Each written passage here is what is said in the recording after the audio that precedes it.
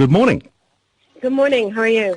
I'm very good. Thank you for joining us today. Let's talk about the article that was in the Weekend Herald Saturday morning, written by Wellington businessman Troy Bowker, questioning the real environmental impact of electric vehicles. If we have 250,000 EVs in New Zealand by 2023, as is your target, if we're doubling each year from now on, starting from a base of about 16,000 that we have at the moment. So if we have 250,000 EVs by 2023, we're going to have a major battery disposal issue by the early 2030s. What's your plan to safely dispose of them?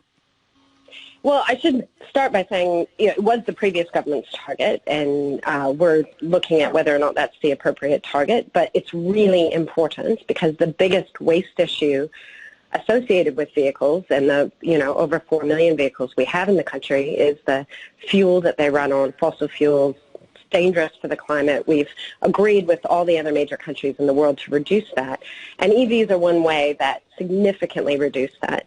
Now, the last government actually looked at the overall emissions and waste issues associated with EVs versus fossil fuel cars, so there's an official independent report. The article at the weekend said no one had looked at this, and I think the businessman who wrote it, who's an investor in fossil fuel exploration and production, didn't really do his homework before he wrote that article, because you can go on the ECO website, and at the end of 2015, there was a life cycle analysis that concluded that overall, electric vehicles produce 60% fewer emissions than petrol vehicles, including the emissions produced during manufacturing.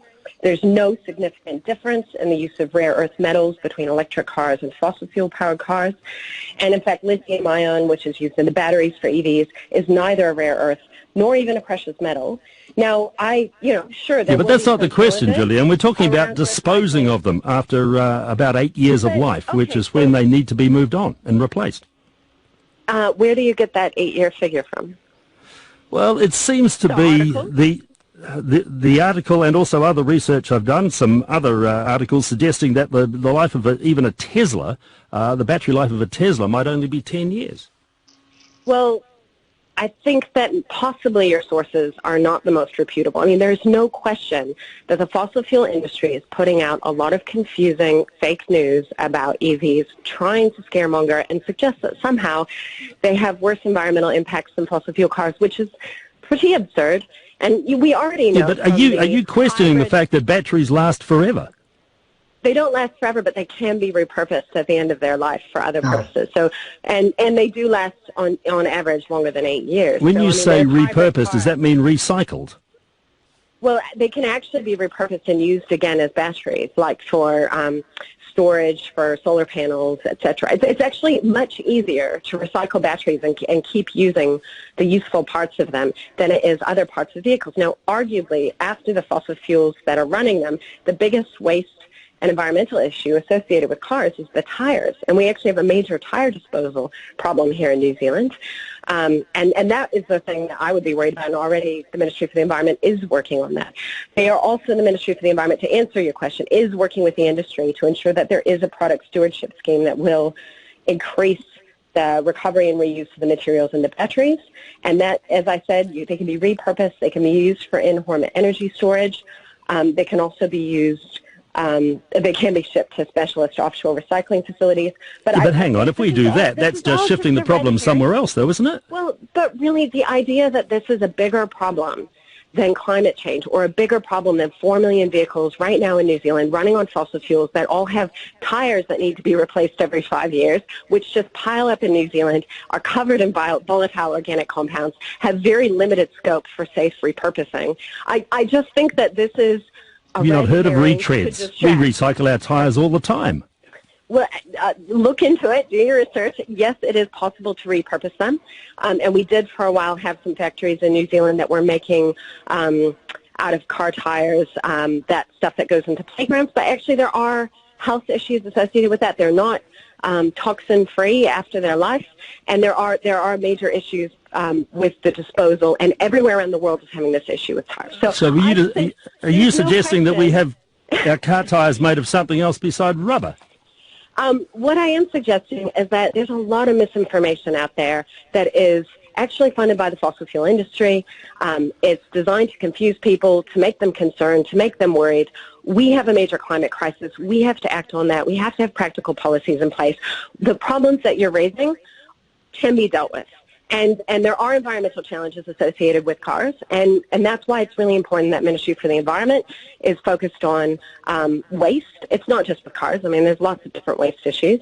And so we do need to focus on that because we want to have a circular economy. We don't want to be manufacturing things that we only use for a few years, and that's okay. Will you accept that cobalt is an absolutely essential and important, vital part of an EV battery? I don't believe that's true for every type of EV battery, but there's no question that... So you're saying that we can have EV batteries without cobalt? There's no question that whatever products we're using, whether it's for cars or EVs or anything else, we want those to be ethically sourced. And my understanding is that the car manufacturing industry and the battery manufacturers are aware that there are some issues with the mining of cobalt. But some issues. Most of it is mined by child labor.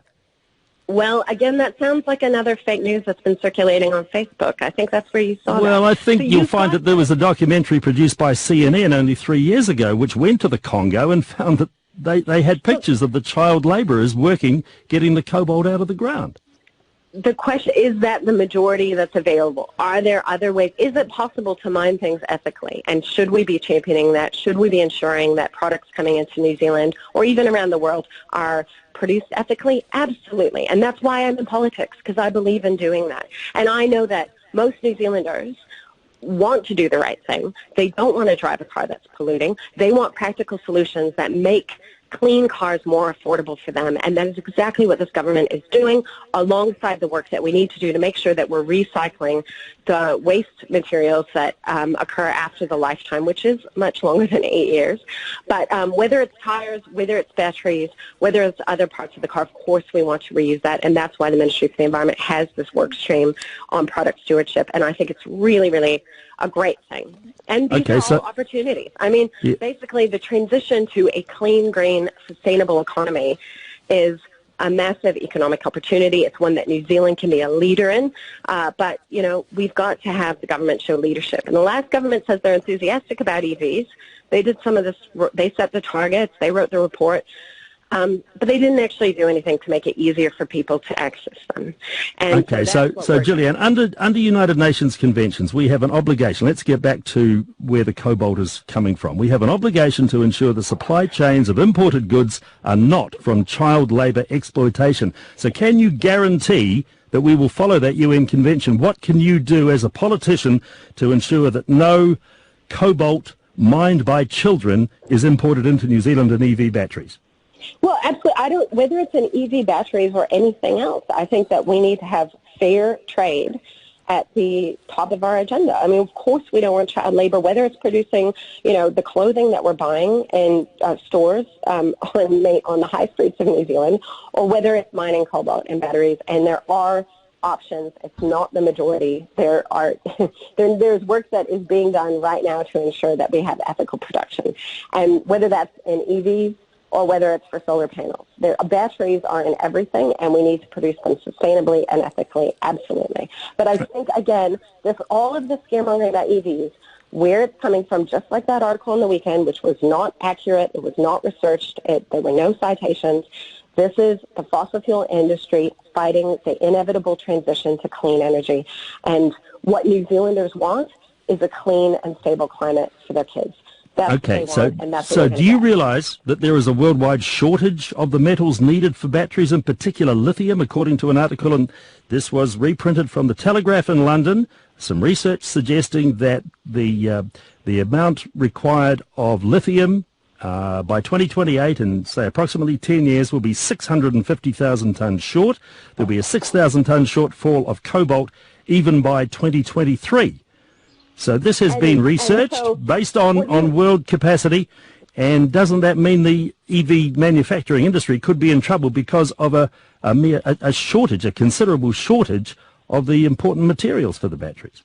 Have you heard that all of the scientists involved in the Intergovernmental Panel, which is extremely conservative, have published research that says we have 11 years left to use fossil fuels?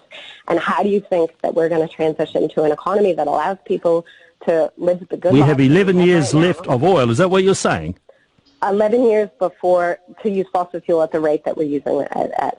So it's not that it's not left, it's that if we put more into the atmosphere, we will have an uninhabitable, disastrous climate chaos. Do you believe that the vast majority of the population believes that the world is going to be uninhabitable, unlivable in merely 11 years from now?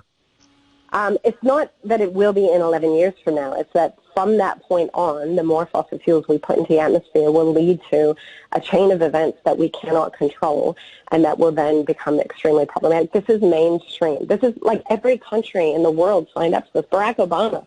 Well, apart from China and the United States. China and Barack Obama were at COP21 in 2015, as was our prime minister at the time, and all the countries in the world agreed that the scientific evidence around climate change is irrefutable. So what we need now are practical solutions, and I believe that we can have clean vehicles, and we have to be responsible at how we use those resources. There are no greater environmental challenges with EVs than there are with petrol cars. In fact, it's fewer, but we still need to be responsible. You're absolutely right. I'm 100% with you on that. There should not be any child labor, and of course, fair trade should be at the priority of our agenda because children shouldn't be forced to work in horrific conditions to produce any of the consumer goods that we get. Julia, while we have you here, the New Zealand Transport Agency's current forecasts, according to Treasury, say that the National Land Transport Fund, the NLTF, may be nearly fully committed over the next 10 years once investments in rail are taken into account. Does this mean, really, that there will be no major roads built in New Zealand for the next 10 years? No, that's ridiculous. I mean, the $9 billion of the $14 billion that we're spending on transport over this 3-year National Land Transport Program, which is funded by the NLTF, which you referred to, is going on roads. So, but you're not building any more new roads, significant new roads, are you? So the last government announced 7 roads in 2009, and as of this year, now 10 years later, 2 of them had been committed by the previous government. That was the Victoria Park Tunnel and Waterview. But so let's say they announced 5 roads. They haven't even been completed after 9 years. And during that time, they didn't maintain our roads to the standard. They cut funding for police and road safety. The road tolls started to increase in 2013. So I think that what's been run here is a National Party line that imagines that somehow they had enough money without putting up petrol tax to build a bunch of new roads and that they'd all be built in the next 5 years. It's just absurd. But what we have done, and I'm really proud of this, is we've increased funding for road police. We've maintained and renewed 2,000 kilometers of state highway alone just in the last year and a half that would not have been done under the previous government. We've got safety improvements going on over 3,000 kilometers of state highway and local roads that will prevent 160 serious injuries and deaths per year. So we've got a huge program on improving our roads, and rail is part of improving the functioning of our road network. It's a no-brainer. Most New Zealanders understand this. We've got the rail line sitting there. If it can carry more goods and more people, that's fewer vehicles on the road. That makes the road work better. And so why wouldn't we be using all of our infrastructure and assets? We will, of course, we are building roads. There are at least 10 that are being built right now, not to Manawatu Gorge, Mount Messenger. There's a number in Auckland. I don't have the list in front of me because that's not what this interview was supposed to be about, but I can assure you that there's plenty of investment going on in our road network. But what it is ensuring that all of our roads are well maintained and safe and function well, that people have real alternatives in our towns and cities, which is where the majority of people live, because that's what makes the whole system work well. And if any Kiwi goes to another country, they see rail, they see how well it works. They also have a lot more people living there. They have a rail passenger network which is economical because there's more people who live there and more people, therefore, who can use it. Talking of EVs... Please tell me how it's any different having a larger population, maintaining a large, windy road network, and maintaining a functional rail network. We had a fantastic rail network when New Zealand had 1 million people, and it was economically viable. So I doubt it. We've never had an economically viable rail network in this country because of the geography of it. You take the investment that even Julius Vogel made back in the 19th century into it. We've never had an economical rail network in this country because NZ Rail, in the country that we grew up in, was always running at a huge loss and was always heavily subsidised. We are almost 5 million people. We do have a growing population. I think anyone knows, no matter what country you go to, even smaller countries have really well-balanced transport systems, well-maintained and safe roads, and rail is part of that. It makes economic sense if you aren't, just repeating or parroting talking points. I mean, it's just silly. It's silly, the idea that somehow it would be more economical to move everything on road and have to import all of our vehicles and fuel to run them than to use the assets that we already have. Well, the problem is you cannot put passenger trains on our rail network. You can't put economic passenger trains on our rail network, and that's been proved for 150 years. I don't know what you're talking about, because we have passenger trains and we also have very economical freight rail already, and that's with underinvestment. Well, the fact that we have passenger trains, they just don't make any money, that's all. Okay. Listen, talking of EVs. I'm sorry, I've been on the phone 15 minutes. I have to go. I have another meeting. Nice to talk to you. Thank you, Julianne Genter.